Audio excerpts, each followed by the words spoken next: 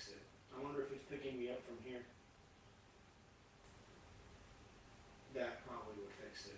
I wonder if it's picking me up from here. Look at her. That probably would fix it. I wonder if it's picking me up from here. Look at her. That probably would fix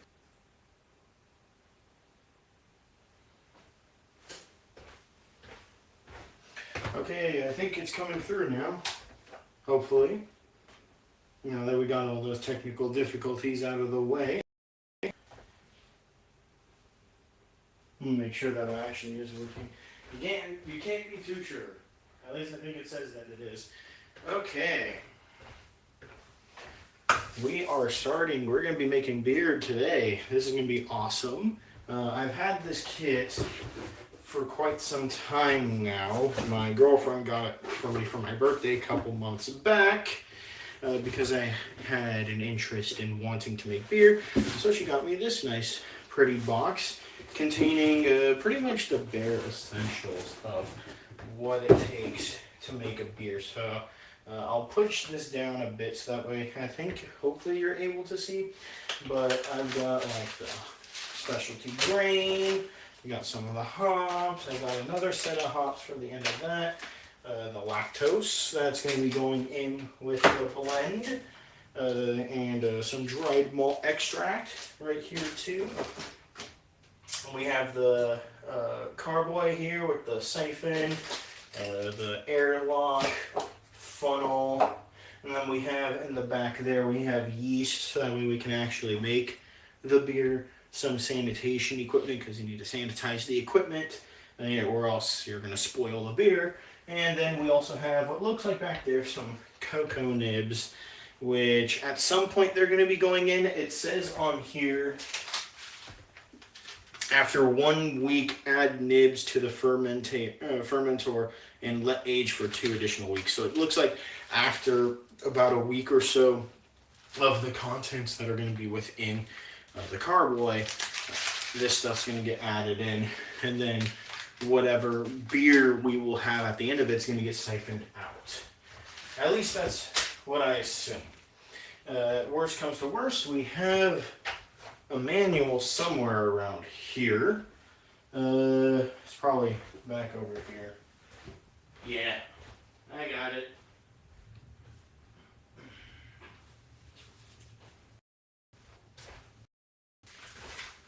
Well, unfortunately, the manual is not going to tell me when to put the cocoa nibs in. This is just a general purpose manual geared towards whatever the specialty is for this piece. But what we do have is, I'm guessing, whatever does it say here? It doesn't say anything about add nibs to the fermenter. I'm guessing the fermenter is going to be all the contents that are within there. We can always look it up at some point, but from what I can tell, these are probably not going to go in. It's going to take about 2 or 3 weeks to make this brew. Anyway, so why don't we start from the very beginning then, in this case, which is to get about 1 gallon of water. We're going to put it in this pot right here. It's all nice and cleaned out. Easiest way, and we're going to get 1 gallon of water, this thing right here, half a gallon. So guess what? You fill it up once, you pour it in, you fill it up again, you pour it back in. I cleaned it out with some soap and water, making sure that it's pretty thorough. It's not like it's going to have any issues with having milk solids in there. We're going to be throwing lactose into the drink anyway. It's going to be a chocolate milk stout. What do you expect, right? So we're going to fill this up with water. We're going to pour it into there. Then we're getting up the temperature to about 155 degrees Fahrenheit. And then once we hit that, we're going to get our cheesecloth and we're going to throw in our specialty grain and dunk it into our water and essentially brew some tea. But that tea is pretty much going to be beer at that point, minus the yeast, because there's going to be no alcohol in it. But let's fill up some water. We're going to throw in some of this into the beer. If you want to use tap water, you're always welcome to. I think that depending on where you live, tap water should generally be fine. If you are not so sure about your tap water, then get purified water. If you need to get a whole gallon, might as well just pour it in there. So we got our half a gallon right here. We're gonna pour this bad boy into our pot.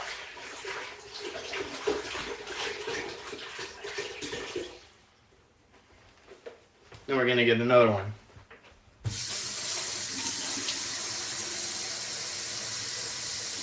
Now, we don't have to worry about sanitization right now because the main thing that we're going to worry about for sanitization purposes is when we start introducing the yeast. The yeast, being a bacteria, is going to eat up all the sugars. And once we have all those sugars in there, we want to make sure that it's not competing with other bacteria when it's trying to eat up all the stuff we're trying to introduce into our beer.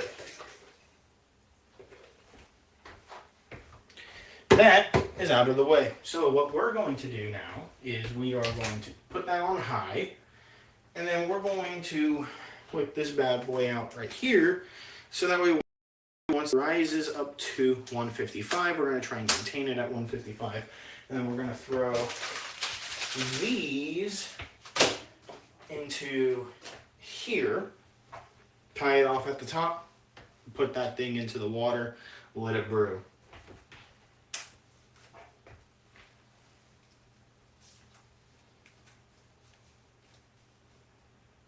First things first is we need to open this up. Boom. There we go. Got the rubber stopper on the top. Where exactly will it show for us? Oh, okay, so there is a 100 mark right here, but then it goes... So we're going to probably get to about right here. This looks like where it's going to be the 155 mark, potentially. Because it goes to 40 to 60. It's in increments of 20. So, yeah, okay. I see where this is going to go. We're going to drop you in there. Like I said, we don't need to worry about any sanitization at the moment. Once that starts getting up to temp, we're going to get these bad boys right here. So, according to this, place your specialty grain in here and then tie it up with a knot. It looks like, what is this one here? Add to the boiling wort, timing for a 60-minute boil. Okay. That's for later then. Add at 30 minutes left and boil. Okay.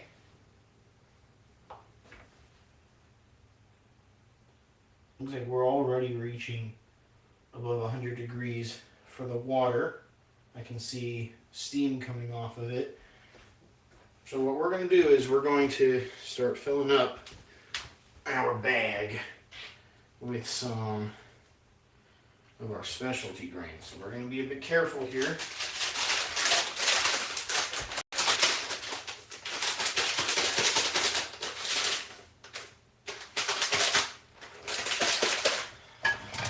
Open this up.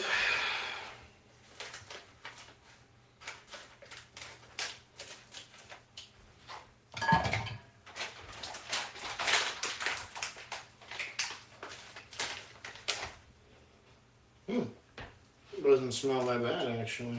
It smells like fancy cereal, albeit, but at this rate, it's going to be like probably one of the fanciest teas ever. Alrighty, in we go. Let's get that dust all out. Okay, so we've got our specialty tea right here in our nice little cheesecloth. We're going to tie that up at the top right there. Now again, most of this stuff came in the box already. So you don't really need to worry about whether if you have all the things that you need to make the beer. Pretty much the general stuff you'll need outside of that is going to be your pot with all your fixings and all that, you're gonna need a lid for the pot at some point too. And to make the process faster, you'll probably need a bag of ice, which I have in my freezer here. That way I can make a pool in my sink, and then we can put the brew essentially into that sink so that way we can cool it down so we don't kill the yeast. Remember, the yeast is a living thing. We don't want to kill it off by putting it in high temperature water. We need it alive so it can make alcohol. So we're slowly rising. We're at about the 120 degrees Fahrenheit. So I'm going to put this down right here, and we're going to look at some instructions ahead of the program, pretty much. Remove the grains, make sure not to squeeze excess, that's what the bowl is for. And then I should have a pair of tongs. If I don't have a pair of tongs, that's fine, but I should have, the tongs are going to be in here, I believe.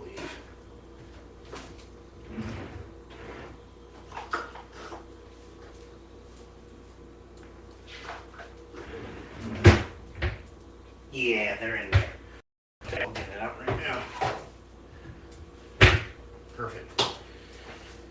So once we take out all that stuff, we can put it inside our bowl, and then we don't have to worry about any stuff coming out of it from there. And then pretty much our beer tea has been brewed.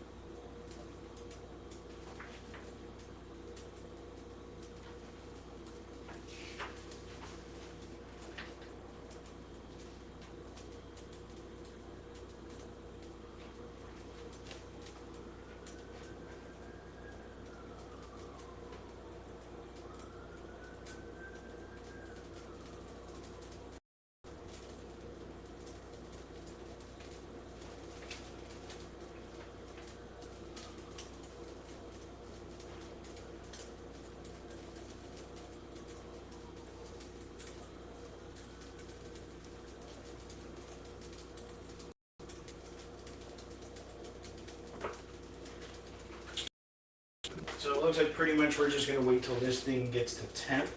Which it looks like we're getting there pretty quick, which is good. We're already at 140. We're going to get to 150 hopefully soon. Once we get to 150, we're going to turn down the heat a little bit so that way we don't go over. We need to hit that 155 range. And then we're going to dump our grain into the pot, and we're going to have to let it sit there for about 20 minutes, really seep out all of the sugars and the flavors that these grains have. That's going to be essentially the body of our beer. And then after that is when we take it out, we're going to put in our maltose, which is going to be the other flavorings that's going to give us what we're going to be looking for in terms of a chocolate stout. The chocolate actually is going to come in after. Like I've said on the thing, it says during the fermentation process we're going to be adding the cocoa nibs.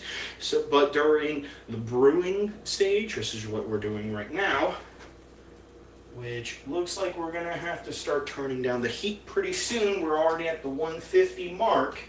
We're going to be getting there pretty quick actually. So we're going to sit here, wait. Now, okay, so we're going to lower that. We need to make sure that we stay at 155. Now we're going to drop it in slowly but surely. Make sure that it gets in there all nice and heavy. Perfect.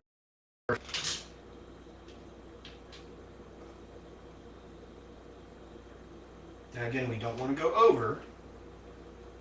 We'll do everything we can to make sure that our water, our brew, and it looks like it's already starting to come out, which is great. We just need to make sure that our brew comes down in temp.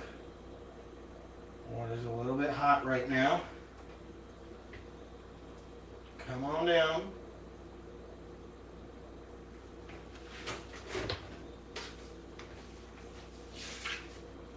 And that's more like it. It's all right. I wish you could see it here. I could grab the camera if you want me to, but you can see right here all of the stuff that consists of the, essentially, it's like a tea, or it's like you're brewing tea. You're seeing this brownish liquid coming out from the grains. It's not, again, liquid, it's water, but it's the materials that consist of like the sugars and flavorings that these grains have that's going throughout the water. And we're trying to make sure that we're maintaining that temperature so that way we're not going way too over, burning the sugars, or even creating sour notes by releasing some tannins. So we're going to be keeping this seeped in here for about 20 minutes. So according to my oven, 6 o'clock. Once it hits 6, then we're going to pull out those grains, and then we are going to bring this up to a gentle boil so that way we can introduce our malt and our lactose. Again, it's a chocolate stout, a chocolate milk stout, so we're going to be having some milk in there. I mean, it wouldn't be a chocolate milk stout if it weren't for the milk. But we're looking like we're going to be at temp. We're going to put this back on the heat. It's starting to come back down a little bit in terms of temperature. We're going to turn this back up. We don't want to go too far below in terms of the temperature for the water. Again, we need it to be at a certain temperature to release all these sugars from the grains. So we're trying to stay within that range. Find that sweet spot, if you will. And it looks like we might just be about there, hopefully. If I have to play around with it, moving it back and forth, so be it. Let's see if it says that I have to stir, or if I can just let it seep. Wait until your punch reaches a depth, while closely maintaining the temperature. Now, it doesn't say anything about stirring it around, just says drop it in and have a good day, pretty much. So we're going to wait 20 minutes, let this thing brew. It's been about a minute, 2 minutes so far. Yeah, look, oh my gosh, dude. Like, you can really see all those flavors coming out of it. It looks like the temperature is still a bit, we're going to have to turn it down just a bit in terms of, yeah, it looks like it's still getting a little bit of heat. Can't let it run away, we have to watch it closely. But, so far, so good. But yeah, first time making beer, I mean, this isn't even the hardest part. The hardest part is going to be ensuring that all the materials that I have once we actually start putting in the yeast and all that is sanitized. That's going to be the big bulk of everything in this case. We want to make sure that our carboy is going to be free of any bacteria, any siphoning materials that we're going to be using, the funnel. Everything pretty much needs to be sanitized, because any foreign bacteria that's not supposed to be there, you're going to ruin the beer. So I'm going to throw some stuff away in the meantime, and then I'm going to grab a couple of stuff to start sanitizing in the process. Hopefully within the next few minutes or so, we're going to see maybe, hopefully, a regulated temperature for my pot. So that way I don't have to pay too close of attention to it, make sure that it stays within the temperature that it needs to, and then we can start preparing for adding the malt, the bitters, and the lactose.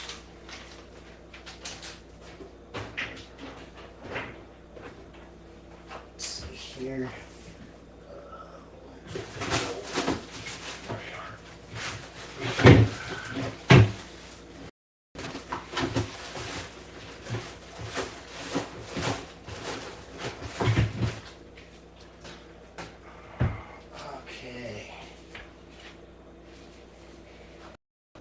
Looking pretty good. We'll put you here for now. So we can get you all nicely set up. We'll put you back on. It smells very interesting, needless to say. It doesn't smell like what you think it would. It's almost like there's no herbalness. It's a grain at the end of it. So it almost has like a, like a cereally kind of smell, if you can put it that way. But not like, if you think like Captain Crunch or Frosted Mini Wheats. Like an actual bran, grainy kind of smell. Not bread, because bread has a very specific kind of smell, because, it uses yeast. It's very weedy, I guess you could put it.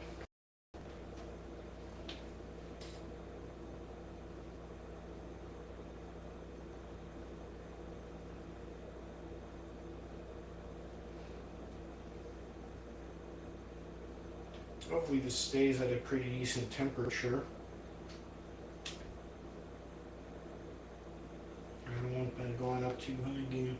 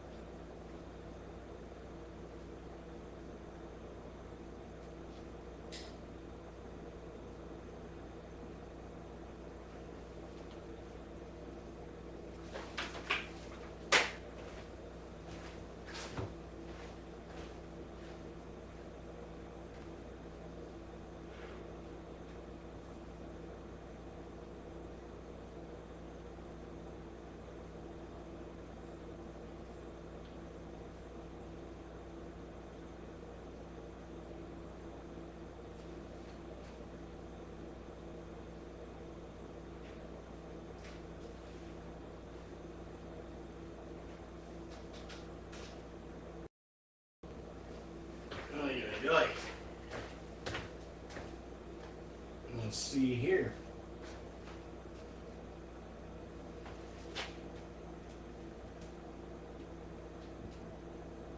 Man, if only this thing's audio was working.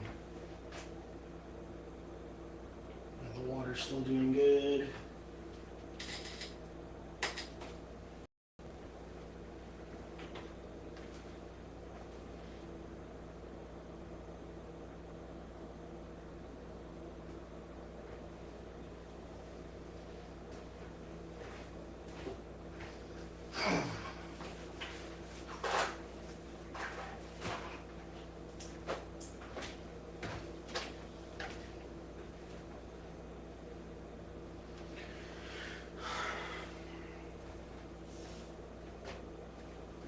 Bring the chair around.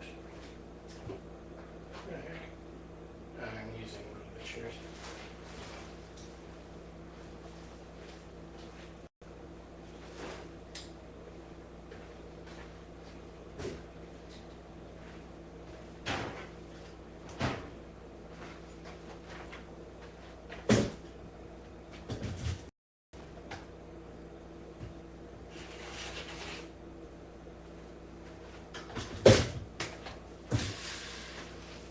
Okay.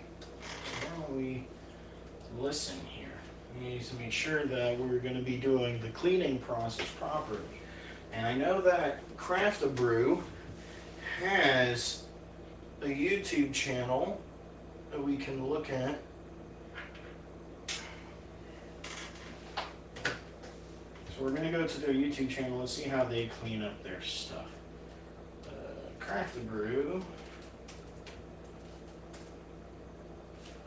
Under kit. Let's see if we can get to them. Craft a Brew. How to make mead. A lot of mead gear. Not making mead at this point. Though we could make mead at some point, but definitely not today. About 10 minutes in. Looks like we're doing fine.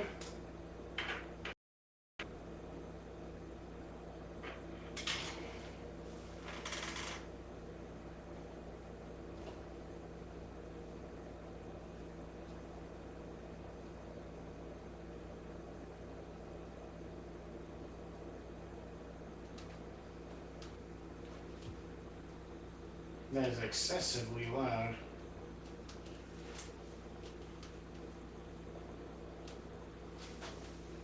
Yeah, there's the ice bath, sanitized, so we get our big bowl, a gallon of stuff. It looks like they pretty much are just tossing everything in.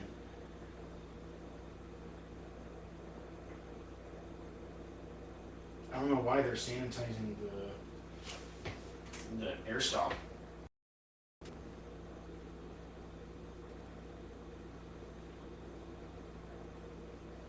And then they just shake it up. Wait. What else did they throw in there?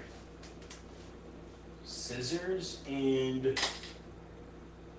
Oh, they're sanitizing everything. They're even sanitizing the bags. That's wild. Okay. Suit yourself, I guess. Oh, this thing rolled.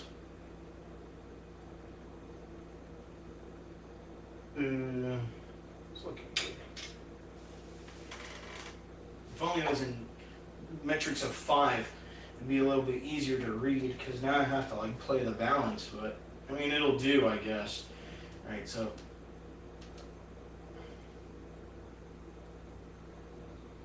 they legitimately sanitize everything. Like they're just throwing everything in. They're throwing even the tubes in like that. Here's the thing though, is that if they're shaking it up, do they rinse it? Like this the sanitizing material should be toxic to some degree. One step, no rinse. Interesting. Okay. Huh. I wonder what kind of sanitizing material it is if it's no rinse. So now I literally can just shake it, dump it, and then call it a day. That's interesting. Okay, well, I guess if that's what it takes to sanitize the material, I mean, that's pretty simple. I still don't understand why they would have to sanitize the airlock day 1, because sanitizing the airlock day 1 isn't necessary. You need to use the airlock on, like, day 3, pretty much. So, I guess it's to, like, preserve the material, maybe. I don't know, because you need to save the rest of the sanitization stuff for the bottling day. 13 minutes in. Where are we?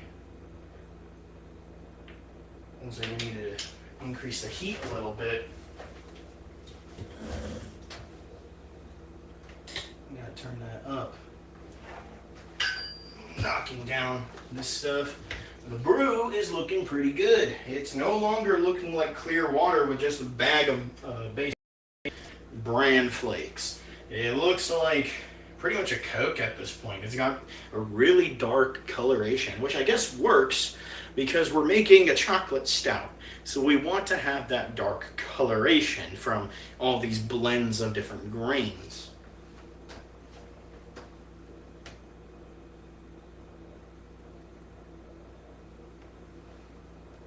Yeah, it looks pretty good. We're going to have like about 6 minutes left with this process. Once it's done, we're going to pull out that bag, we're going to bring that up to a boil, and then we're going to throw in pretty much these two right here. Now, does it say that these have to go in while it's boiling, or does it say just throw it in once it's ready? Release next, bring the wort up to a boil. Take out your dry malt and slowly stir it into the pot. This is once you see the first boiling bubble, take the brew off the burner. Okay, so we're going to bring it up to a boil. Once it's to a boil, we're going to take it, and we're going to throw in our dry malt extract, which is this big brown bag right here. Dry malt extract, as you can see. And then at the same time, we're going to throw in the lactose, because the lactose is added with the malt extract. So those two are going to go in at the same time, right as soon as we get to that first boil after we handle the brew, basically, that we're trying to produce right now. Once all of the malt extract has completely dissolved in the pot, bring the pot back to the burner on a medium-high heat and get a rolling boil. Sounds good to me. And then it looks like we also have this one here. Add to the boiling wort at start time of the 60-minute boil. Okay, so that's after we add the malt and the lactose. Once we get that boil back up, we have to start a 60-minute timer, and then we can add our first layer of the bittering materials to our beer. And then after 30 minutes from that, we have to add a second layer, and then at that point, we have to chill it down. But during that entire process, we're going to start sanitizing the rest of our materials. So hopefully everything is hunky-dory, I hope. Let's see here. How's this working?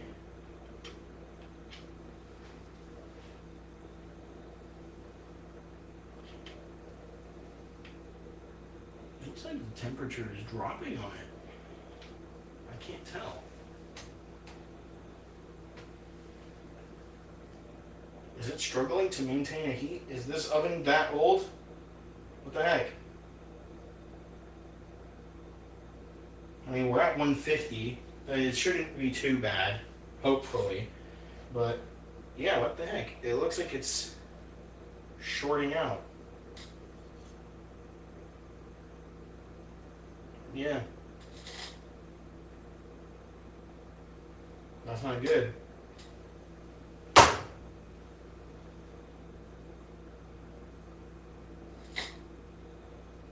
don't like that sound. Not one bit.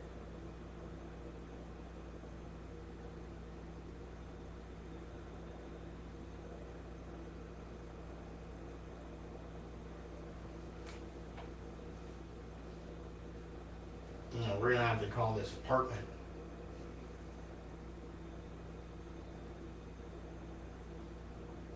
It's okay, we only got 2 minutes left. Hopefully everything goes well. But it looks like the oven is actually starting to have a bit of a problem. Or at least right now, it looks okay. It's not making any noise. So I think what we're gonna have to do is just take it on and off, hope that everything goes well.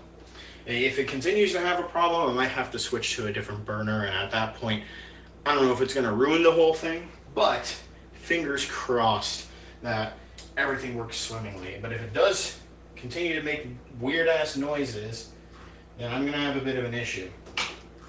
Now I'm going to have to obviously call the apartment to get this fixed. So, but we got 2 minutes left. I don't even know if you guys can hear that popping, crackling sound. If you can, and for anybody who's watching at this point, let me know. But hopefully it's not that big of an issue. Yeah, it's not making it right now, so I think putting it at a higher temperature is fixing it for the time being.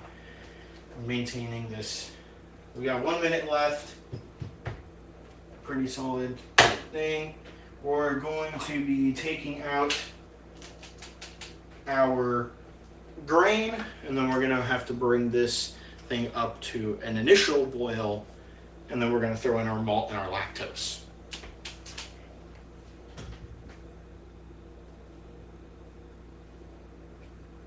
it's looking pretty solid. Smells like grain.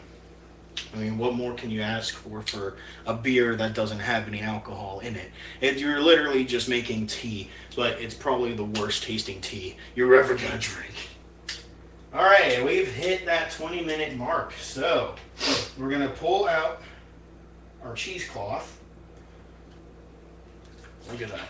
I don't know if you can see the brown liquid that's coming out of it. Pretty much that's what the majority of this brew looks like on the inside. So when I said it's basically like making tea, it is legitimately like making tea. You have your cheesecloth with all the grains that are inside, and then you're just dumping it in hot water, or like coffee, or whatever thing you use to mix water with some sort of grain or bean, for all I know. But yeah, I mean, that's pretty simple, right? But that's pretty much where the simplicity ends, because now it's a lot of watching and maintaining and making sure that nothing burns and clumps. So now that this is drained, we're going to throw that in there and pretty much call it a day for our bag of grain. Because now we got to bring this bad boy up to a boil. And we're going to, basically, we don't have a need for this anymore. At least I think so. Let me see what the thing says, because who knows? Maybe they might sneak in another set of temperatures. No. The only other time that we're going to need this is when we're cooling it down. Perfect. So we can take out the thermometer. I'm pretty much going to watch our, basically our tea coffee brew that we've got going on in there. And we are going to wait until it comes to a nice rolling boil, where we're going to take it off the heat, add our mixings, and call it a day. This is where the stuff gets exciting. I mean, in essence, grown-up chemistry for your backyard redneck uncle, basically. It's not moonshine, but it might as well look like you're making it. You got your plastic pipes, your funnels, your stoppers, your thermometers, and your big 1-gallon jug right here that we're pretty much just going to be making all of our beer inside.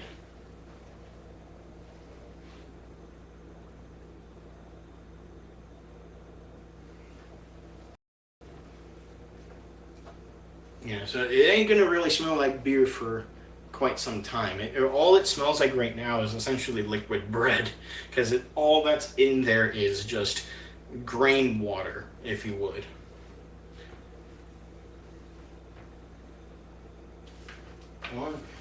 Now, I wonder, because I don't think you can reuse that cheesecloth pretty much, because now it's got all the flavorings of that special grain.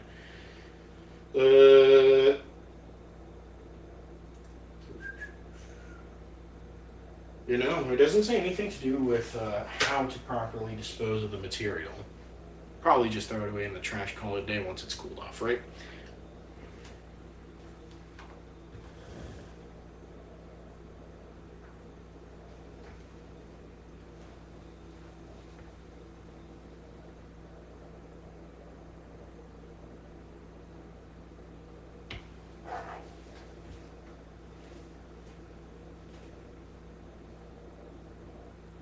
So it looks like bubbles are starting to form, but we're not getting to that point of a boil just yet. So we still have a little bit to wait. And it makes sense, right? We have a gallon of water that's inside of there. What do you expect? It's going to take quite some time to get up to a boil. But thankfully, because we already had to sit at about 155 degrees Fahrenheit to make sure that we properly brewed our wort in this case, which is basically the beer before the beer, we don't have to wait too long, hopefully.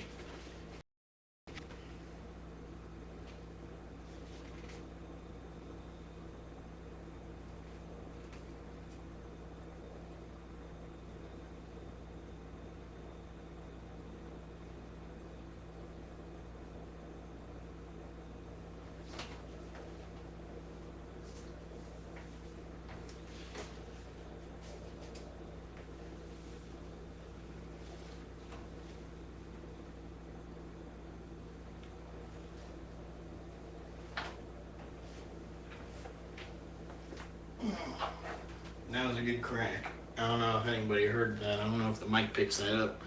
Like those kind of ASMR stuff. But sometimes you just need to get a good twist in life, you know, stretch. Don't just stand around doing absolutely nothing. Do some stuff while the water is boiling. Have some fun, I guess. And away it goes. We're not there yet. It is starting to foam up a little bit, but we're not at that boil just yet. But we're getting close. I don't know if you can see it. Let's see if the camera's picking. Yeah, the camera is picking it up quite nicely. You can see the steam coming out from it. We are going to lose water in the process. That's going to be normal. That's what this is for. Because we're going to need a gallon of water anyway.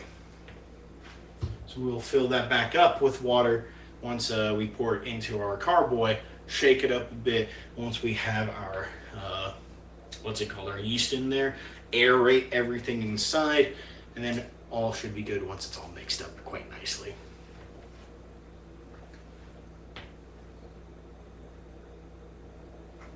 And look at that go.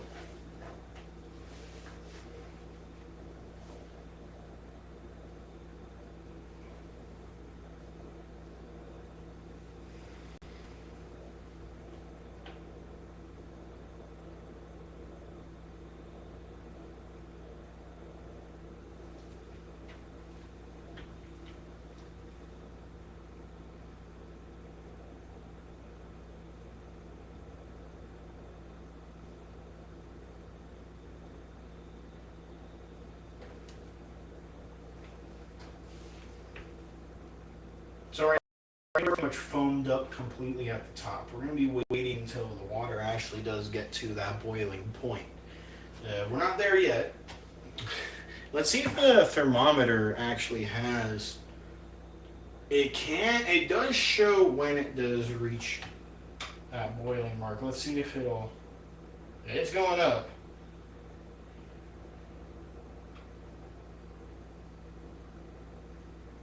$180. Remember, what's the boiling point in Fahrenheit? 212. We are just reaching 200, so we're almost at that boiling point.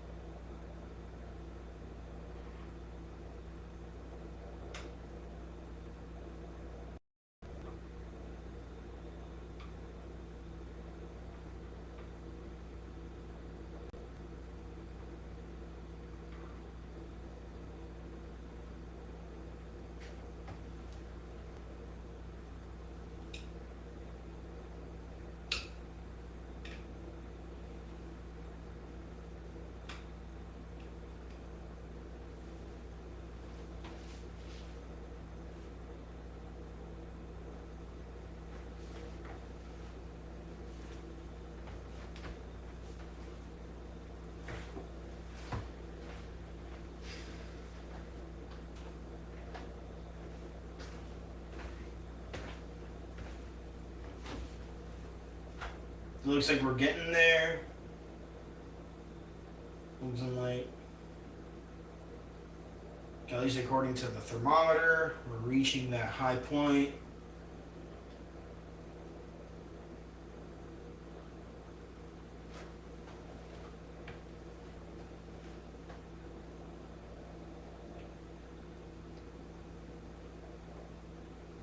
Come on now, show me some signs. We're getting there. All right, perfect. Looks like we are hitting that boiling point. We have just hit the boiling point. Now we're going to take you off the heat. Now that you have hit that boiling point, we are going to pretty much now add our materials. This bad boy right here. Oh my goodness.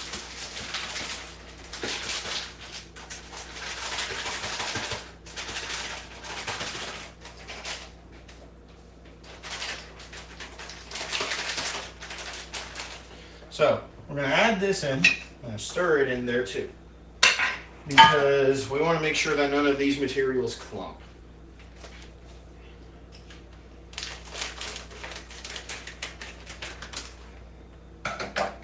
Okay, now that we are open, slowly but surely mix our malt.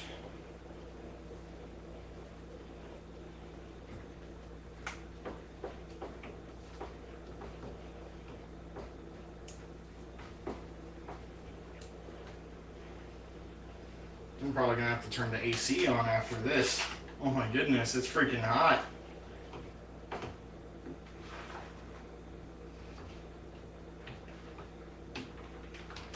And that is a lot of malt. It is causing a huge rise in the water levels. So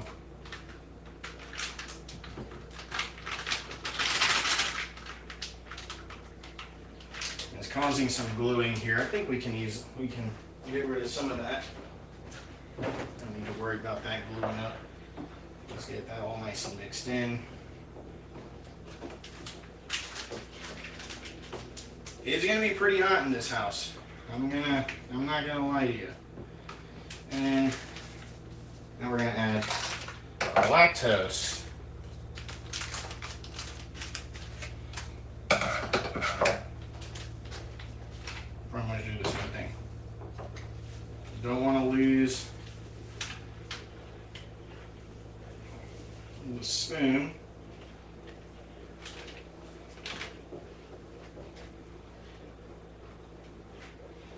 And I also don't want this all over me. Remember, this is boiling hot water. We are trying to make sure that none of this material ends up in areas where it's not supposed to. It's not supposed to be on the floor. It's not supposed to be all over the stove. And most importantly, it's not supposed to be all over me. You ever wanted hot beer before? That's the fastest way to get there. Yeah, we're going to make sure that this thing is nicely stirred in.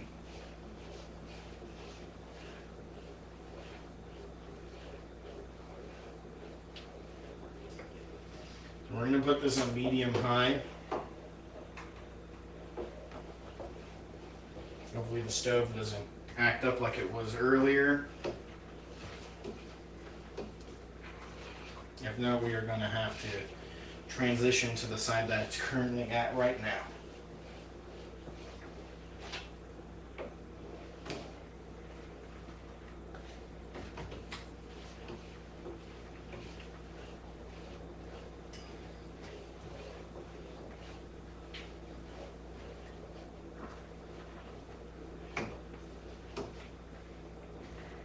Okay.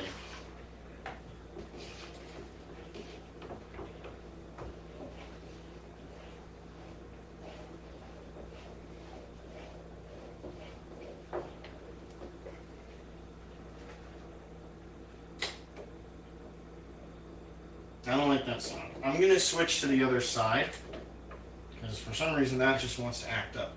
So we're going to put this at medium heat. I'm going to turn that off. I'm going to have to call the apartment to see if I can get that fixed. But by the time this heats up, hopefully, this thing will start rebrewing. There's a lot of hot water in here. So this thing's going to stay hot for quite some time. And because this pot is already hot to begin with, and it being on an electric stove, it should already, hopefully, be close to the temperature that it needs to be at a medium-high heat, per se.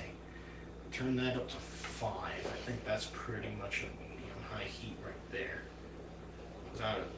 What's that out of 8? Low, 1, 2, 3, 4, high 6. Yeah, 8. Yeah, we'll put it up to a 5. Get this thing all nice and brewed up.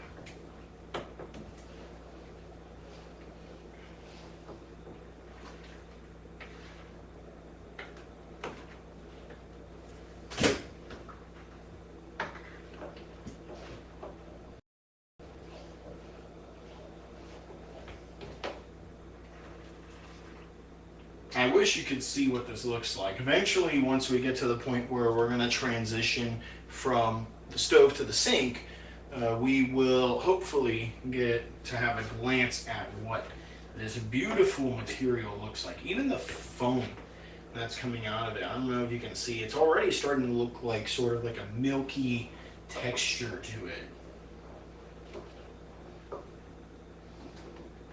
I don't know if it's pretty hot on this side from the residual heat that's coming from here. Yeah, it looks like one big like mocha right now, where it has like that cream color that you have with like a black coffee when you add like your creamer to it, but it just smells like straight grain with a bit of a milkiness to it. Granted, because we're using dried milk, but still though, it's a beautiful brown chocolatey, milk chocolatey color with pretty much like it's like a mocha texture and coloration with the foam that's here. So I think what we're gonna do now is, I'm pretty sure we are at the temperature we need to be for the stove, at least on this side, hopefully. So we're gonna stop about now. Now it doesn't say anything about the foam, so we don't have to worry about that. Plus I think there's going to be a part when we start actually putting the beer into the carboy that the foam is going to come out of the carboy, so we don't have to worry about that being in the beer. At least that's my understanding of it. So what we're going to do is, I'm going to put this away somewhere here, maybe.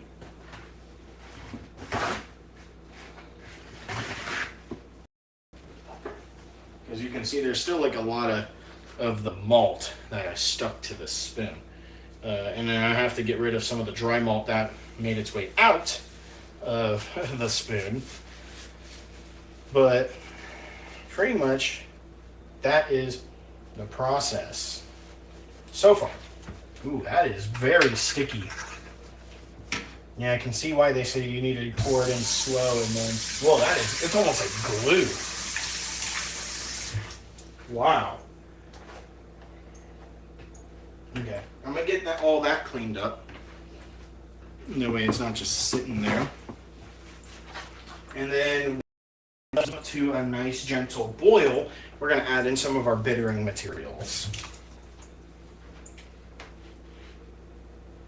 Trying to be careful to not accidentally touch the other side of the stove, because that shit is still atrociously hot, as you can probably hear with me gliding right over. But it smells pretty good, I'm not gonna lie.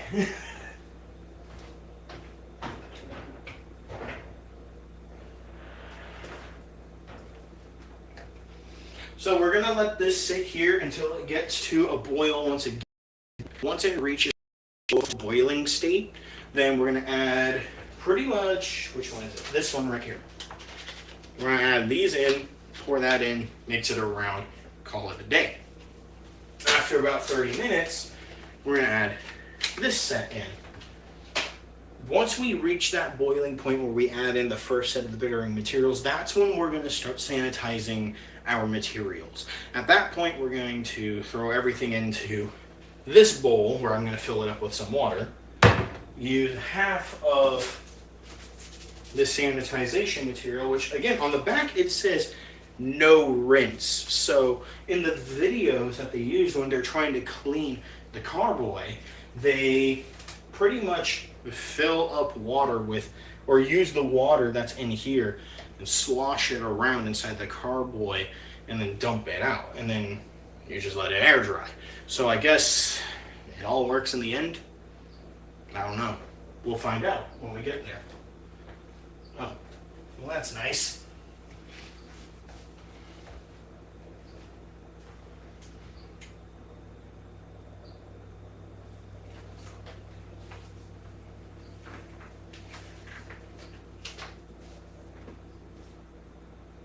Yeah, at this point you should be monitoring your brew pot at all times, because the wort can easily boil over and this can be a very messy mistake. Yes, I'm sure. With the dry malt that came out, I don't want that essentially slop to go all over the place. That's probably going to be a bitch to clean. If you do have a boil over, turn off the heat and blow the foam. Okay? Well, we're not having a boil over just yet, thank God. Uh, Once a slow rolling boil has begun, add your bittering hops and start a timer for 60 minutes. If your kit includes flavors, which they don't, add them at 15 minutes and then all that stuff.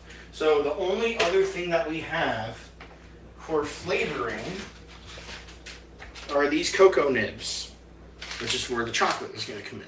And it says, after 1 week, add the nibs to the fermentor and let age for 2 more weeks.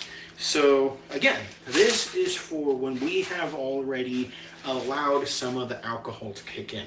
And it says after 1 week, so it'll be 2 or 3 days where it's trying to spill out its foam. And then we're going to put the airlock on, and then we're going to let that airlock sit for about 4 days. I'm guessing. Once those total of 7 passed, I'm going to pop the airlock off, throw this in, shake it around probably, put the airlock back on, call it a day. If there are other instructions that says otherwise, I'll look into it. But the booklet does not say anything regarding any additional instructions with this stuff. Again, the booklet is very general info from what I can tell. Yeah, because there's the bottling technique, how to start the siphoning process. It doesn't say anything about yeah, we do so recommend rinsing the tubing right away. Add to the filling. Yeah, it doesn't say anything about the cocoa nibs. So at that point, it's anybody's guess. But it says after a week. But during that process, it's going to be fermenting. So I guess after a week of it fermenting, throw that in. And then I have to wait 2 more weeks after that. So a total of 3 weeks of it fermenting, and then probably 2 weeks in the bottle. So we'll go from there. So far it doesn't look like it's trying to boil up. Nope. There is some rumbling activity going on. But other than that, it pretty much just looks like one big foam ball. It doesn't say anything about continuously stirring the thing as much as you would love to. I think you're supposed to just let it sit. Because the only time that it says to stir is when you're adding the malt, or also the lactose too.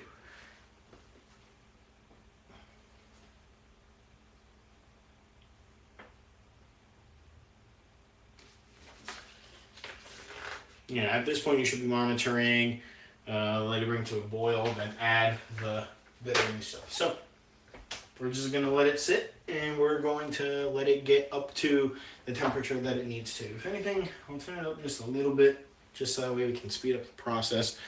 Why don't we... I wish I could get a cup. But we can get something to drink. Why not? Do I have anything in here? I do have this. Oh, we have some tea. While that comes up to a boil. Excuse me, folks. I'm moving the camera just so that way I can get myself a cup.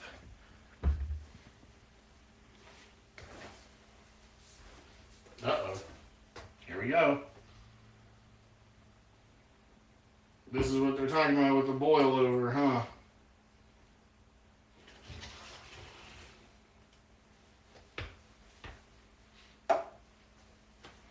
Okay, we're gonna have to start to closely monitor that.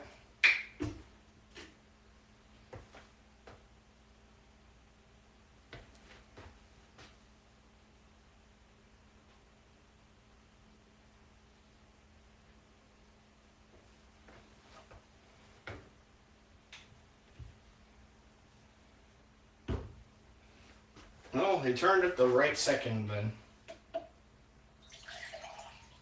I'm gonna throw you back in the fridge. Take a swig as we constantly take this on and off. I don't have one of those gigantic, like, Pozole style, what's it called, pots. This is the biggest pot that I got.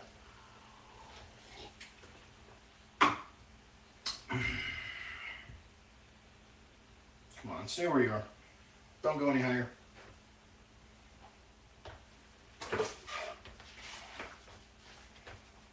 It's almost like it's trying to be like a loaf of bread at this point.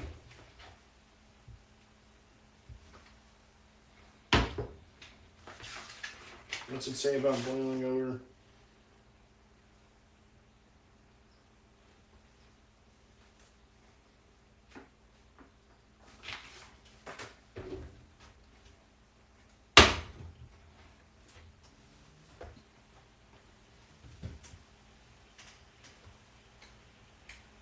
We have to turn down a little bit while it comes up.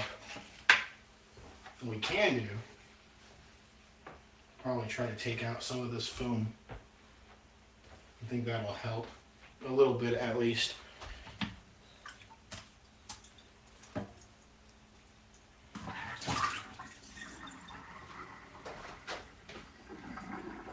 Looks like a nice gentle boil coming up right now.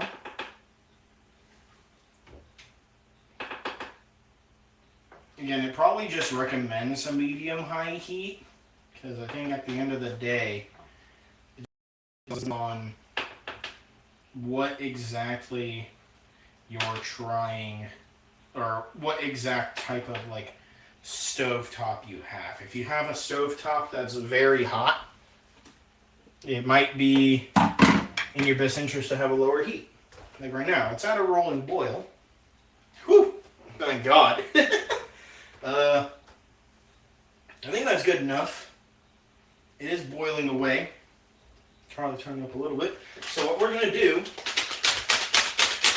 is we're going to throw in our 60-minute wort, and we are going to start an hour timer.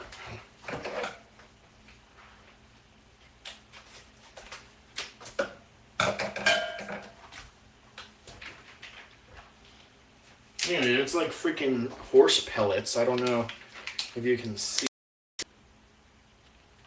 I hope it does. It just says to dump it in. And I'm guessing it's just going to boil away at that point. We're going to bring that up just a little bit. And then go from there, I guess. Add to the boiling wort and then start a 60-minute timer. So we'll go to timer.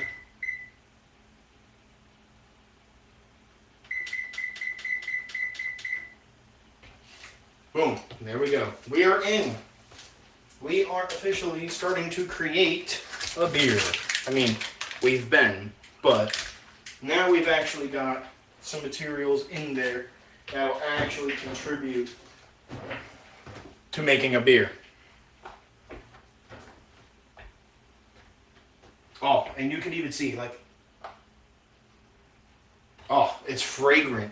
It's very fragrant, and I wish you could see it, but it's breaking down now at this point. It's no longer just looking like a coffee, essentially like a black coffee, because that's kind of what it looks like.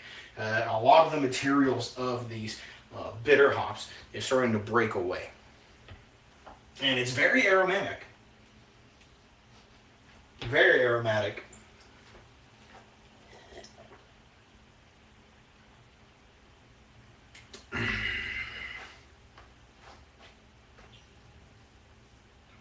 So once that timer hits the 30-minute mark is when we're going to add the next layer of those bitter hops. Once those bitter hops are in, we're going to wait until it completely boils down. But at this point, what we can start doing is sanitizing the rest of our materials. I don't think that's going to boil over. It looks like it's doing a pretty good job. You can tell that it is boiling, but it's not boiling over, which is fantastic. Yeah, let's see here. Add your bitters to the hops, start the timer for 60 minutes. During the 60 minutes, you'll have plenty of time to sanitize your fermentation equipment. So why don't we go ahead and start that right now. So we got our bowl right here.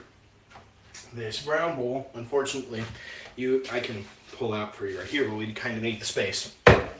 So what we're going to do, cold water, and we're going to use half of this bag for sanitizing. Once we use half of this bag, we're going to be pretty much throwing it out. I don't know what this is right here. But pretty much we're going to sanitize The gallon that we have, the siphon, the funnel, pretty much everything else that we have to make the beer. What is up? DF Recruiter, can you play Fears to Fathom after this? You know, I haven't heard of that game, but I can look into this and then we can see what it's all about. Do you mind explaining what exactly the game is to me? Because, is it new? Because I don't think I've heard of it.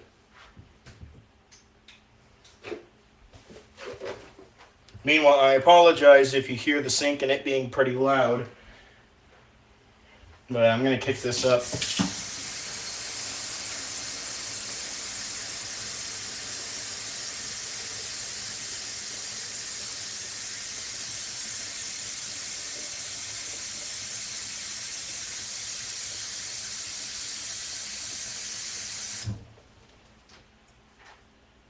It's a scary game series. Oh man, if there's one thing... Oh. You know, I'm kind of a baby. I'm not going to lie. Scary games. Here's the thing, is that it's not that I'm afraid of the games. It's not that I'm like, what's it called? I'm going to get nightmares or something like that. It's the jump scares. That's the stuff. Like, I don't know what it is. Based off real stories. So what, like Paranormal Activity kind of real stories or like actual real stories? I'll look into it. I'm not opposed, but just know I'm gonna be a big baby about it. And I'm a grown ass man, but I'm still scared of fucking shit. Oh man. Might have to add just a little bit more water to this before we really start kicking in. Actually, I think I'm going to want to dump it. It looks like there's some materials in there and some dust.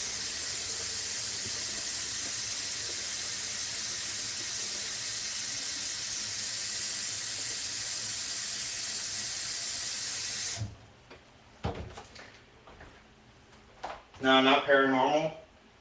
Yeah. Well, I mean, at the end of the day, most ghost stories are real stories to begin with, right? If you believe in that kind of stuff. But just know, I'm gonna be a big baby. Also, if it's too loud for the sink, let me know so that way I can do like a headphone warning. Because I don't know if I can mute the microphone with the stand-up that I currently have right now.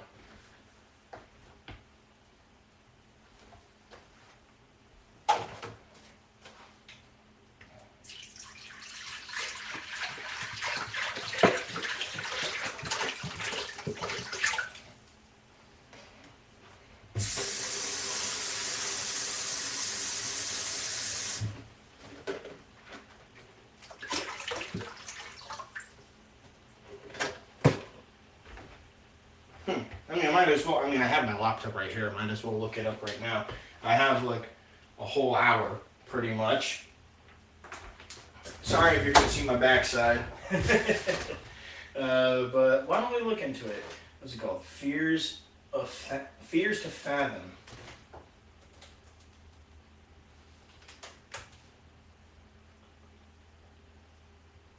Weinberg.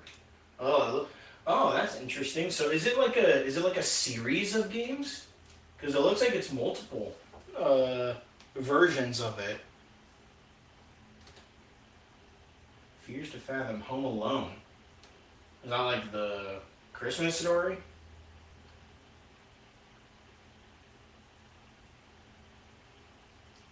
Huh. It's very positive. Look, it came out a couple years ago from the looks of it, 2021. So it must have some, what's it called? It's free to play? It's free to play, really. You don't have to pay for it at all. Or is it lying to me? Okay, maybe just this Home Alone version is free to play, but it looks like there's a bunch of other DLCs. Norwood Hitchhike, Carson House, Ironbark Lookout. Wait a minute, does this sound familiar to me? What is this one? Hmm. Interesting.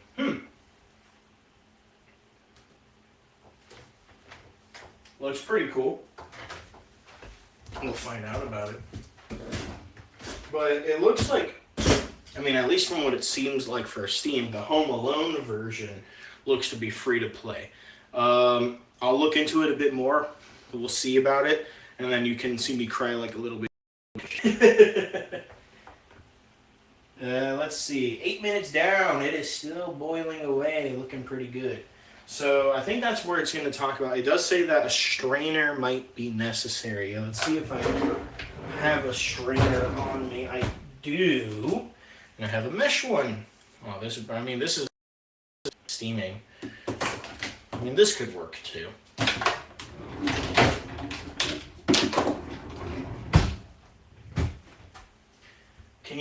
You can make beer homemade. I think, let's get something clear. So, I'm trying to do it myself right now. My girlfriend, for my birthday a couple months back, bought me this box. It's a starting kit to make beer at home. Now, I don't know what the laws say about how old you have to be to make beer. So I think the safest bet is, at least here in the United States, if you're over 21, you're probably able to make your own beer. So I'm not going to advocate if you're younger than that, unless if you have parent supervision. But again, I don't know the laws, so I'm not going to say go ahead and make your own beer. But if you are over 21, this is a beer kit that has many different beer flavors, and it comes with like this big jug right here that's going to have all the beer inside, this siphoning tube that you're going to use for the bottling, funneling systems, and then I should have, I still have it in the sink. I'll hold it up here. This tea bag, essentially. So it's like a cloth cheese bag filled with a bunch of the grain that's going to be used as some of the flavoring. Like you're making tea or making coffee, but it's beer. And you throw that into a big thing of boiling water like what this is right here. And then it comes with other materials like your malt, and in this case, because it's a chocolate milk stout, there's lactose. So it's like dried powdered milk that goes into there. And then later on, at some point during the fermentation process, cocoa nibs to get that chocolate flavor. And of course, it can't be beer if you don't have yeast. The yeast is what's going to make the alcohol. Other than that, you just have like brewed bread at that point. But the one thing that this doesn't have is bottles. You have to buy the bottles separate. And in this box over here,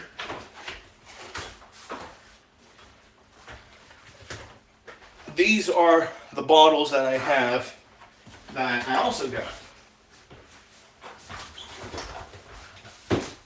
Now, unlike making coffee or making tea, making beer takes a pretty long time. The hour is nothing. This is actually probably going to take maybe about 4 weeks to 5 weeks to make. And the reason being is not because of all flavorings that are in this pot. That's pretty much said and done. This is going to boil away when that time comes. But the main bulk of it is this right here, the yeast. Because we need to make sure that, one, the yeast doesn't die at the temperatures that it needs to be. Because it is living. These things are alive. But we need to make sure that the yeast provides enough alcohol into the beer and that there's no extra bacteria outside that could potentially ruin it. That's where the sanitation comes in, that we're going to do right now. But other than that, like I said, with coffee and tea, pretty much you can just fill up a kettle, boil it with water, throw your tea bag in there, or get your coffee grounds, and within like 5 minutes you have a fresh cup of tea, a fresh cup of coffee. This, like a little bit over a month to make, because that is going to go inside of here for about 3 weeks, give or take. And then once it's done in there for 3 weeks, we're going to put them into the bottles, and then we're going to seal up those bottles, throw them in the fridge, and then they have to stay in the fridge for another 2 weeks, continuing the fermentation process. So this is my first time. Needless to say, a long-winded answer to say this is my first time, but in the general sense, yes, you can make beer at home. They have these kits available. This one is called Craft a Brew. Craft a Brew beers. You can go to their website, and they have many different styles of beers that you can make with the many different hops and materials that you can do. Again, this is a chocolate milk stout, so with that package, it also gave me lactose and cocoa nibs. If you were to get just a regular ale, you're not going to get lactose and cocoa nibs. You're probably just going to get whatever hops they provide. Okay.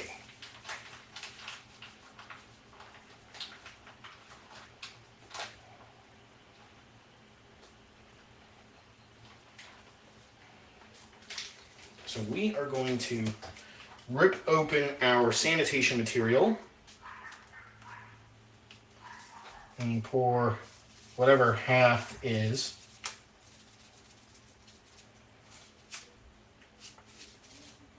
That looks like it's about half. I'm going to fold this up, and then we're going to save this because we need this for when we get to bottling. So we're going to dump this in here. Swirl around our sanitation material. We're going to throw in our tube. We're going to throw in our thermostat. I'm going to clean it at the very least, just in case if it's got any of the hoppy gunk. And throw that in there too. Might as well use this to be a stirring device.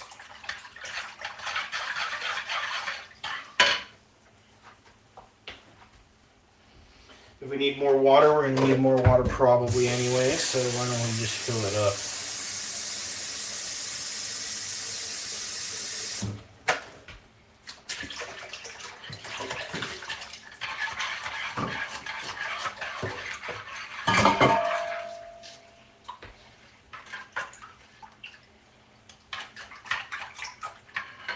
Okay, that's all nicely done.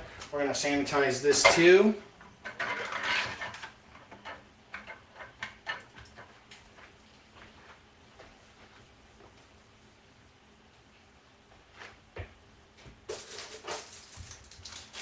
What is this?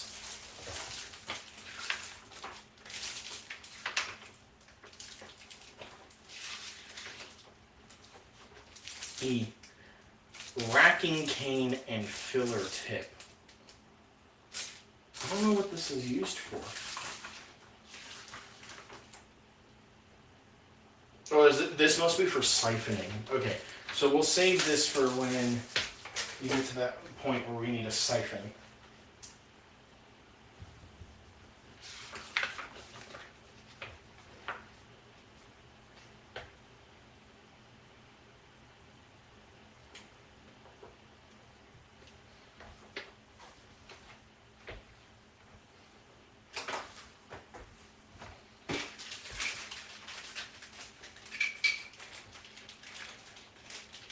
And then we're going to need these materials to be cleaned up anyway.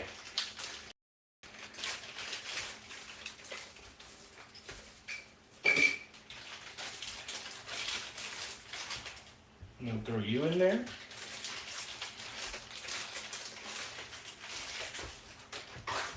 And whatever this is.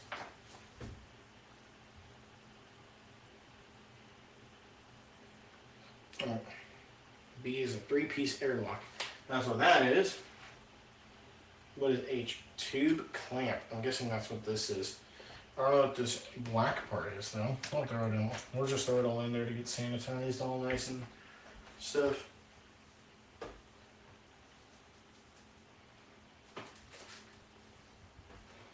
And mix things all around. Make sure that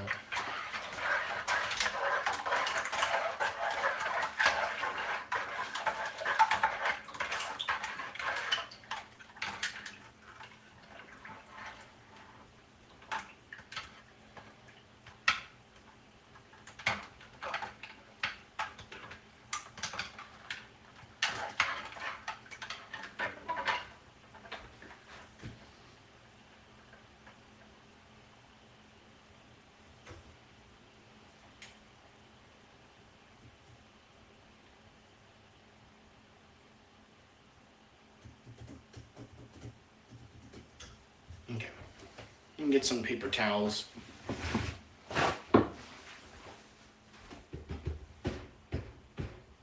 Man, that's still hot.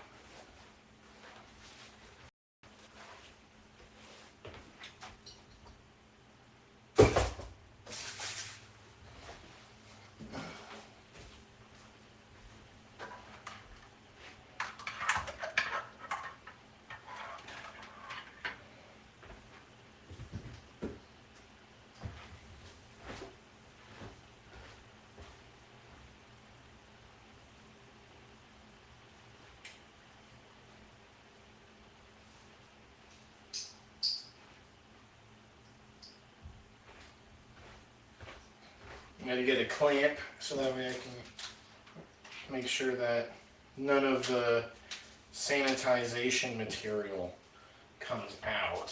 Throw that there. Yeast is going to be our friend in a short time. These guys are going to be, at some point, our friend. Pretty much. Can keep these, I guess. I'll keep that there. Looks like pretty much all this other stuff is good to go. So this should be sanitized. I'm going to put you there. This should be sanitized. Put you there. The tube should be sanitized. We're going to keep the funnel in a bit.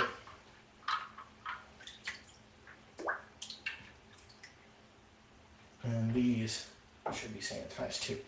And now what we're going to do is we're going to sanitize that big thing. So I'm actually going to roll up our sleeves right here because this might get messy. So I'm going to put that there. And what we're going to do, put this in the sink. And we're going to try pouring some of this sanitization material into the jug.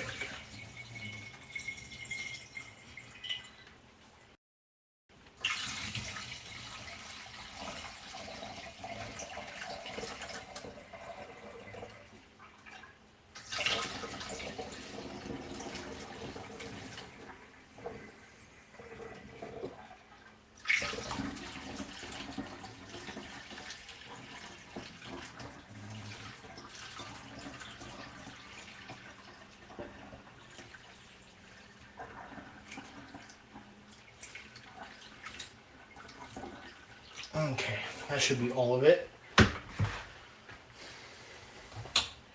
This is sanitized, so we don't got to worry too much about that. And now, we just got to worry about this.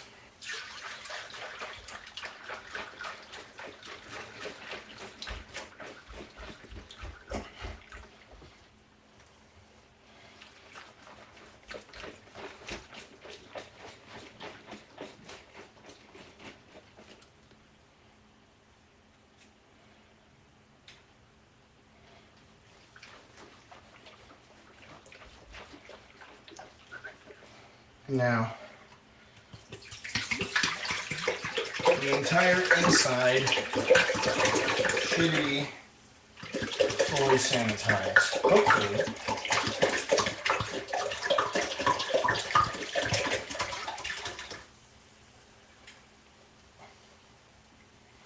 Now it does say, oh, A little slippery right there.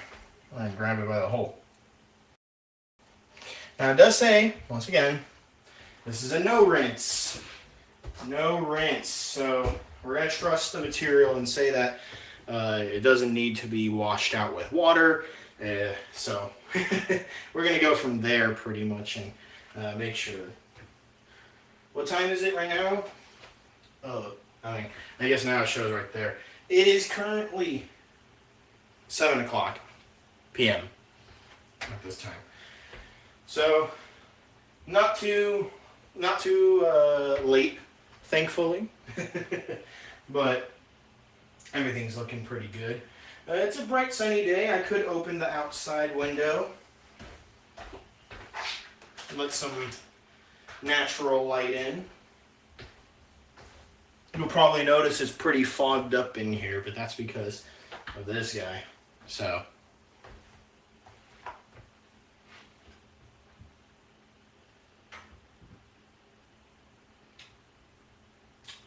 you're an East Coaster.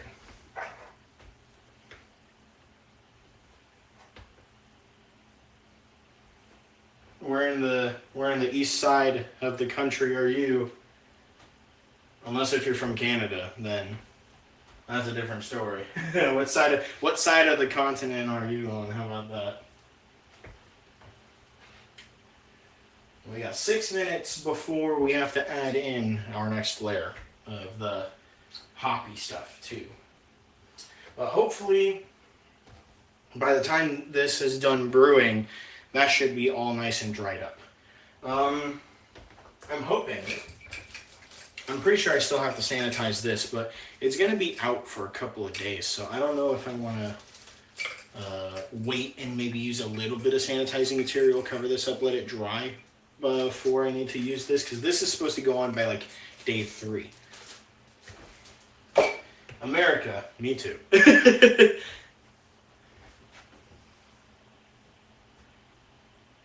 Yeah. Yeah, 9 p.m. I get that. My girlfriend's currently in Nashville right now, so it's probably 9 p.m. for her as well.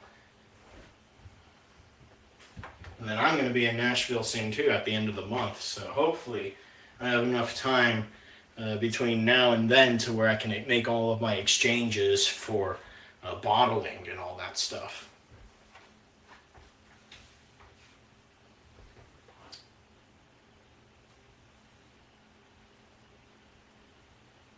Yeah, I'm pretty sure right here is for when we're ready to siphon things out. So I don't know if I need to sanitize this just yet.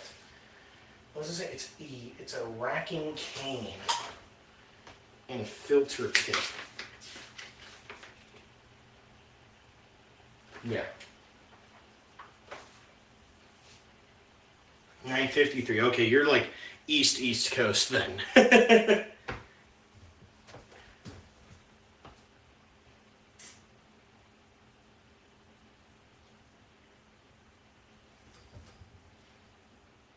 Yeah, I'm on the opposite side of the country, if that's any hint to you. Granted, I don't live here anymore, but I still gotta represent the team that I was born and raised with.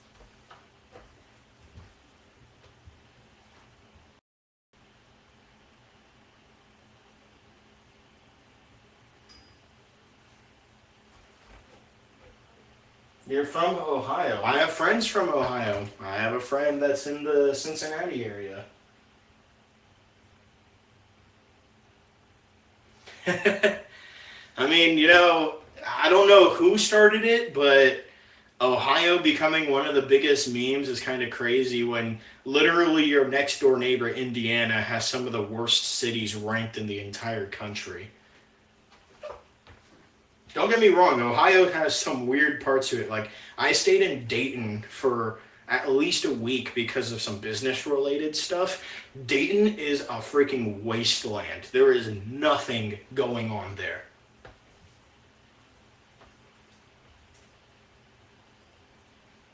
I mean, like, they even have a big community college. It's like Wright Brothers Community College or something like that. It's huge, and it's a beautiful campus.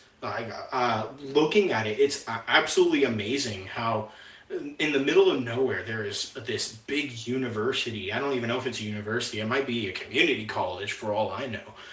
In the middle of nowhere, and every single day that when I was there for a solid week, there were no cars. And this was like in the middle of like February, March, when there should be classes. There was nobody there. So I doubt that that school has enough of a student body to barely even function. Scary Gary? Yeah, Scary Gary. Everybody knows about that.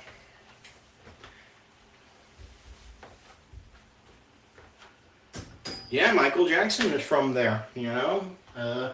That's true. A lot of people don't know that. And I mean, it's unfortunate that Gary, Indiana has the bad rep it has with people, famous people like Michael Jackson being from there. But then again, there's a lot of artists that come from very bad parts of the United States. And for some reason, those areas still seem to have the same reputation.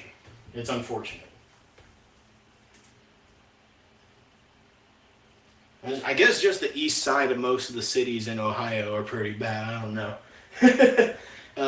I want to say my time in Ohio, I spent most of it in Dayton, and I did go to Cincinnati once during that time because I have a friend that lives there.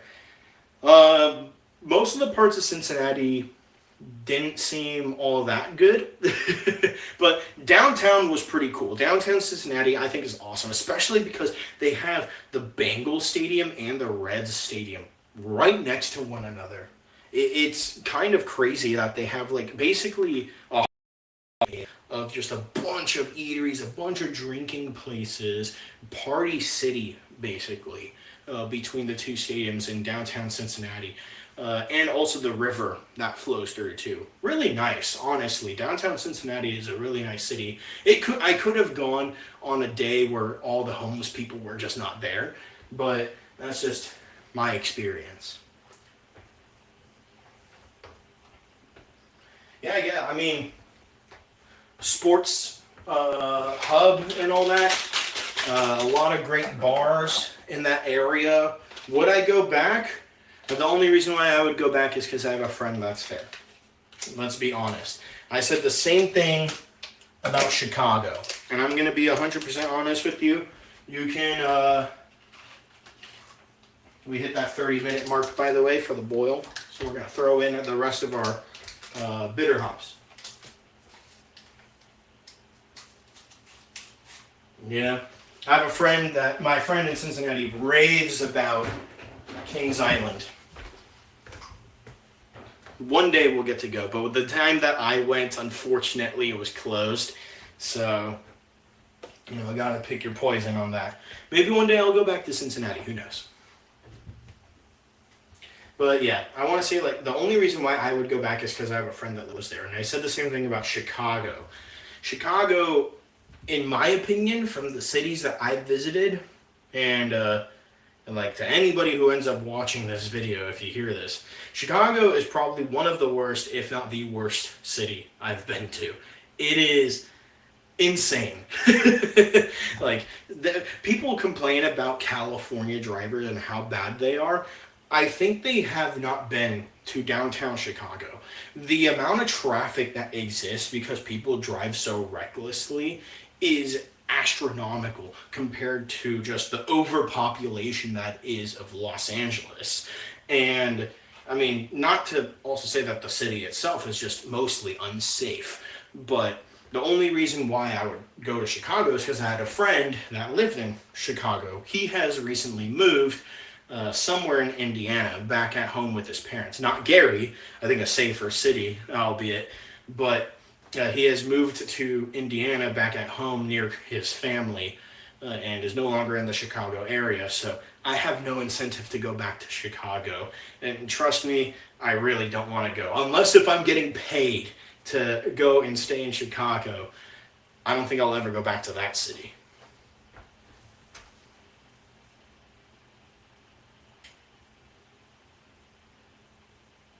Can you go to? I've heard of Great Wolf Lodge, and I think there might be a Great Wolf.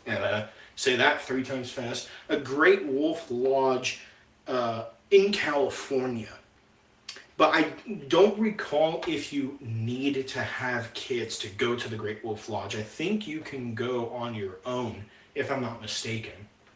But I remember seeing commercials for it like way back in the day, back in like 2013 to like 2016 times. The commercials would always come up and it always looked like a lot of fun. And just never had the time to go because back at that time I wasn't making any money. You know, I was still like in high school at that time. So things are a bit different. I can have the liberty, but I don't know. That's actually an interesting question. You know, because I know Kings Island, obviously, you don't need to have kids to go to an amusement park. But Great Wolf Lodge, you know, that's something worth looking into. And I guess they're all over. Unless if they advertised a Great Wolf Lodge for the Ohio one. I think the one thing that I really liked about Ohio that is kind of a interesting, needless to say, because I don't think a lot of people who haven't been to Ohio or everywhere else that has this building, Jungle Gyms. Jungle Gyms is awesome. I loved going there. When my friend took me there, I was like, what the heck am I walking into? You just see basically animatronic zoos with animals like making their noises, and then once you walk in, it literally is like paradise. Jungle Gyms is absolutely amazing. Oh, I'm sure. I would, but I don't know if they had a Great Wolf Lodge in California at the time where I could have probably enjoyed it as a child. Because I think by the time I started seeing commercials for it, I was already pretty much a teenager at that point. And although I liked going to amusement parks and all that stuff, at the end of the day, it was up to my parents. So, and I don't know if they've heard of Great Wolf Lodge even to this day. Great Wolf Lodge, that's something like that's at the back of my head. You're bringing back some memories of mine. I would have never remembered Great Wolf Lodge until you mentioned it just right now. No, I haven't been to the Ohio State Fair. It just happened recently, didn't it? I think it happened a couple of days ago because my friend was posting about it on his Instagram. But it looks like a lot of fun. Like all the different food vendors that they have. But they have some stuff like that here in California. There's the Orange County Fair. There's also there's a Del Mar Fair like in San Diego. The 626 Night Market in the Arcadia area. Even I'm sure there's stuff all the way up to San Francisco, but who knows? I don't know too much about NorCal. I'm a SoCal kind of guy, but like I've been to a lot of stuff down here, but I know the Ohio State Fair is pretty big, and I'm pretty sure it happened just a few days ago. Did you go to it?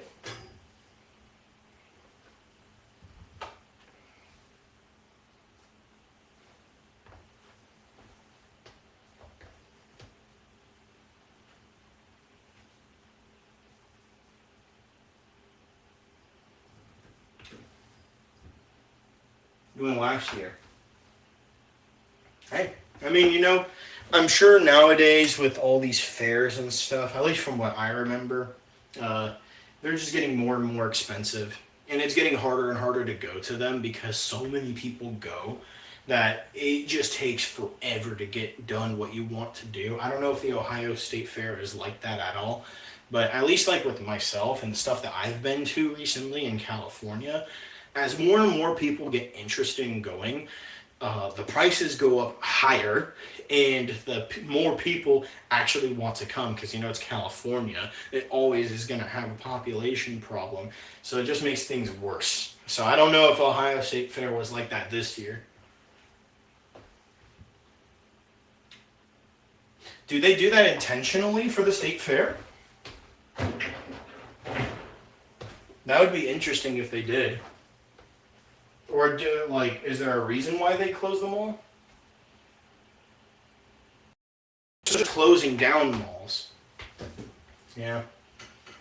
I think, because they're kind of doing the same in California. One of the malls that I used to go to back in high school, uh, I don't even know if it's still up. It might still be up from what I'm aware of, but they were planning on shutting it down and possibly converting it. But yeah, abandoned mall stuff.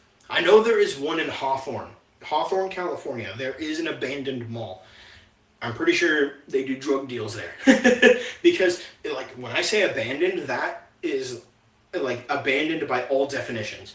Nothing happens there. They pretty much just left.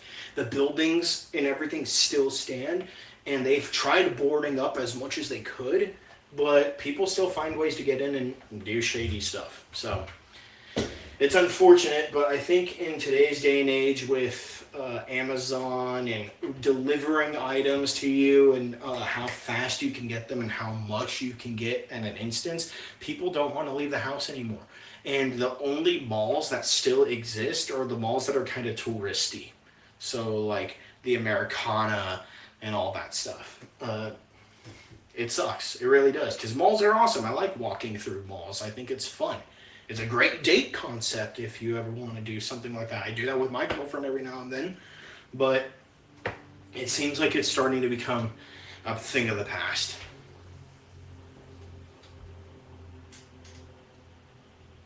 Yeah, public places are so awesome. They really are. I love going out, having fun, because you never know what you're going to find when you go to a mall. You know, maybe I can go through and I'll find a new Dodger hat that looks awesome, that if I went online would probably be super to get, and then I'd have to wait to get it delivered. Or maybe there's a restaurant in the mall that you probably want to go and check out and try out some of the food. Maybe they have beer in there. Some malls have movie theaters. You can go and watch a movie, but even that's also a thing of the past too, let's be real.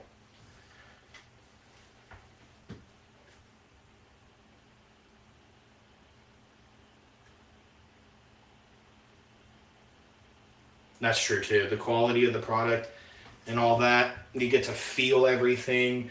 You get, if you want to go clothes, you can actually like fit and then see if like it looks good on you rather than just ordering it and then simply returning it. Because a lot of the other stuff too is like, when just return the item to Amazon. Like, what are they going to do about it? They're going to just throw it away. They're not gonna redistribute it. That stuff is garbage at that point. So at least going to the mall, you can try out whatever you want. You can see the products and put it in your hands, and whether if you want to buy it or not. But I think it goes down to like, if you're physically there and you have the product, then it makes it harder to want to purchase it unless if you absolutely want to. Whereas if you're purchasing it on Amazon, it's kind of mindless at that point. You just hit cart, buy, and then it gets delivered to your house. And then you just end up forgetting about it.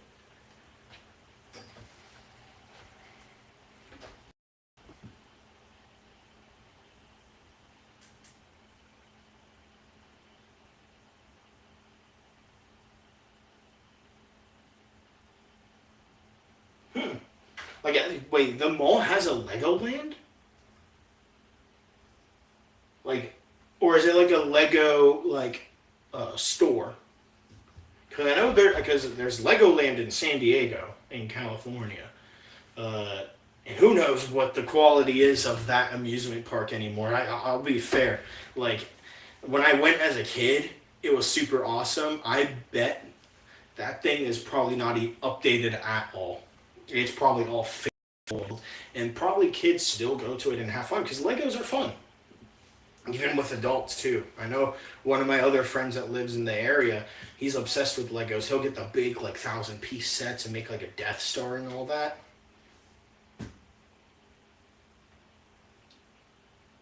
Oh, really? In Ohio? I'll have to look it up. Because the only Legoland that I was aware of is the one that's here in San Diego.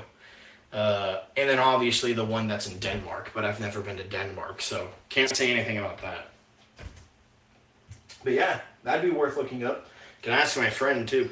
What part of Ohio is that Legoland in?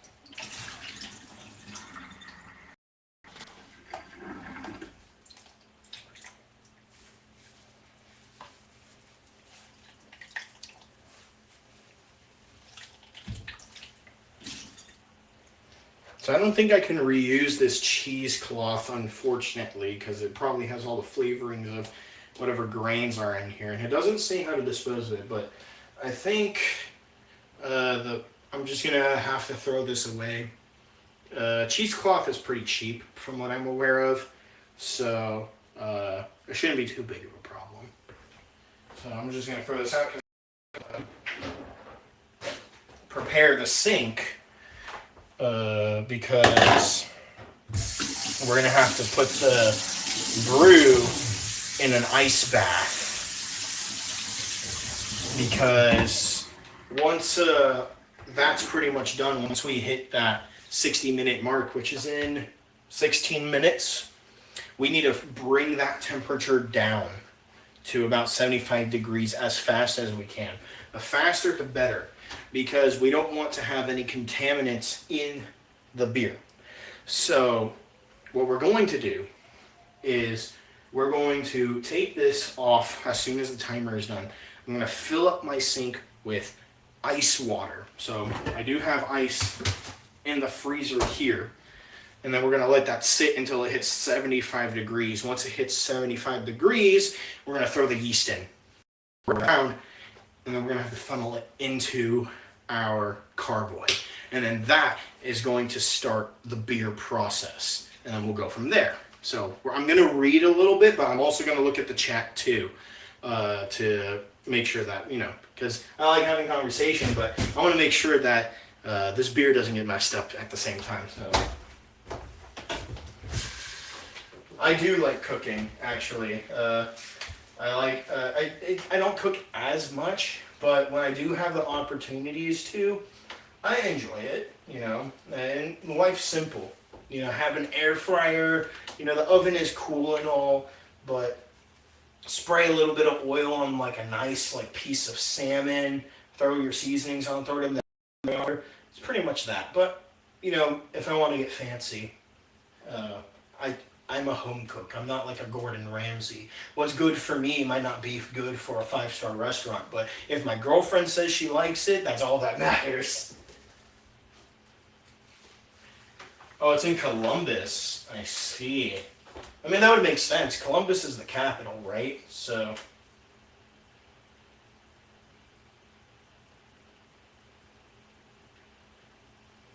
an ice machine? Like, do you put filtered water in there and then it freezes it up?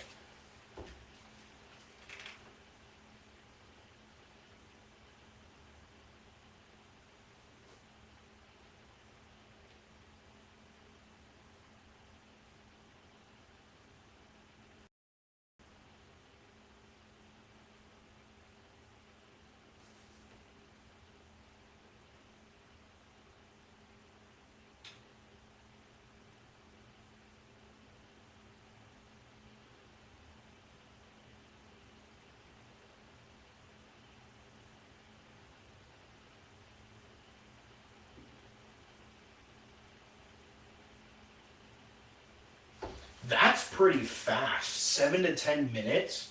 And I'm guessing it's it turns it into cubes and all that too, right? It's like whatever what freezer does normally when it makes ice. That's pretty fast, 7 to 10 minutes. Is it foggy or pretty clear for ice? Oh, I see. Oh, so you could just fill it up and then you can constantly use it pretty much. That's not bad. That's actually not bad at all. I wonder if it's good for making those fancy ice cubes for whiskeys and all that. Oh, what kind of ice is it? Is it like the pellet ice or is it ice cubes? Because if it's the pellet ice, I totally understand what you're saying. I don't know if I can pull it up. Different kinds of ice cubes.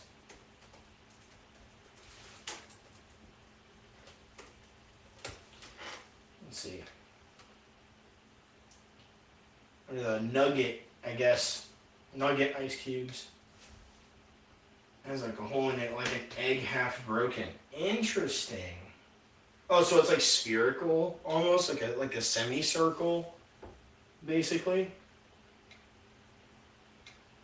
What the heck is gourmet ice? What the heck does that mean? What the heck?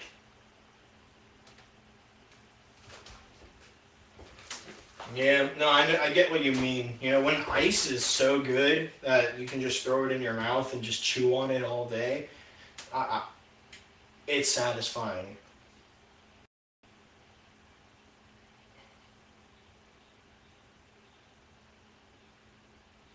Let me see what's going on here. So once we get it down to 75 degrees Fahrenheit, using the sterilized wait, let's see here. Put it in the ice bath. We got to cover it with the top. I don't know. I was thinking, turn off the boiler, remove the pot from the heat, create an ice bath with cold water. Place your brew pot in the ice bath and place a lid on the pot. The ice bath chills the wort. Yeah, and we'll have to make sure that it gets down to 75 degrees. And the quicker you cool it, the less contamination. Verify that it's 75 degrees once it is with the sanitized thermometer, which we did sanitize, using the funnel, which we did sanitize. Transfer the wort into the carboy and do your best to leave any thick sludge in the pot. If you do have a fine mesh strainer, which we do, we're going to filter it out. So, and then at that point, if we've lost any water, we have a water bottle that we can fill it up with. Oh, dude, yeah. I'm telling you right now, room temperature water is only good if you're trying to cook with stuff. If you like drinking room temperature water, you either have to be dying of thirst or there's something wrong with you. Cold water, it just hits different. I don't know what it is. Like, I wish people could understand that. But, you know, some people, I get it. Cold water, it can hurt your teeth. You have teeth problems. It makes it feel like they're going to break off or something. Fine. You know, just admit that you're a baby. Okay? Drink it with a straw if you have to. But, yeah, cold water all the way. Cold liquids all the way. The only time if I want something hot is if I'm like having a tea or a coffee, or if the drink needs to be hot. Other than that, cold water. And it has to be with like good ice. Like, I'm not gonna go to like a Jack in the Box and fill up a cup of water and put the ice from the Jack in the Box machine. That the ice from fast food places is absolutely disgusting. I don't know how people can chew on that stuff. Well then you're a champ. Because if you like drinking cold water and you know that it messes with your teeth, then like you got that mental willpower to get past it. Then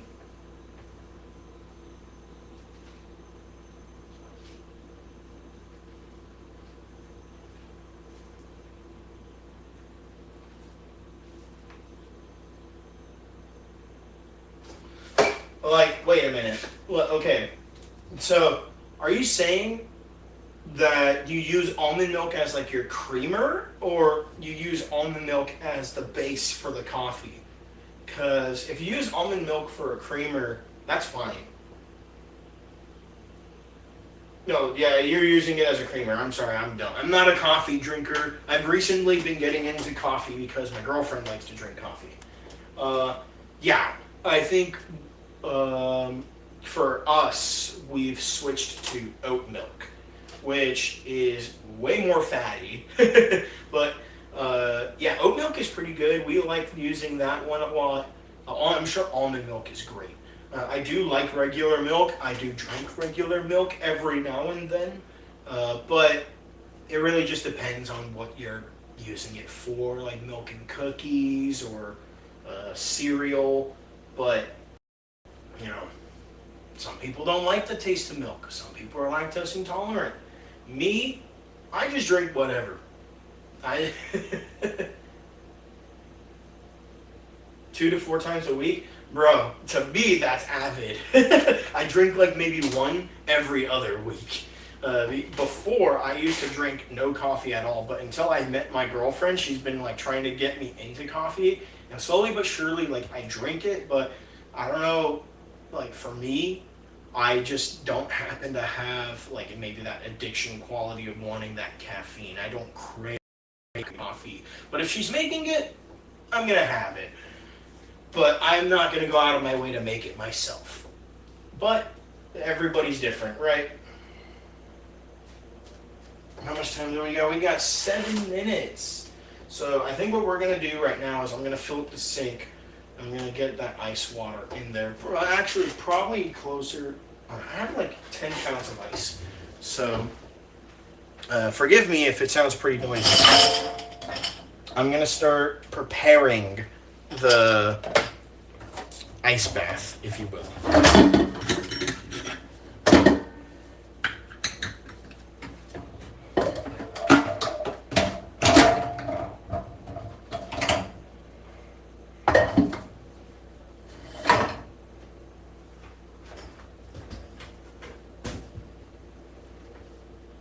Oh yeah, 100%. Like if you drink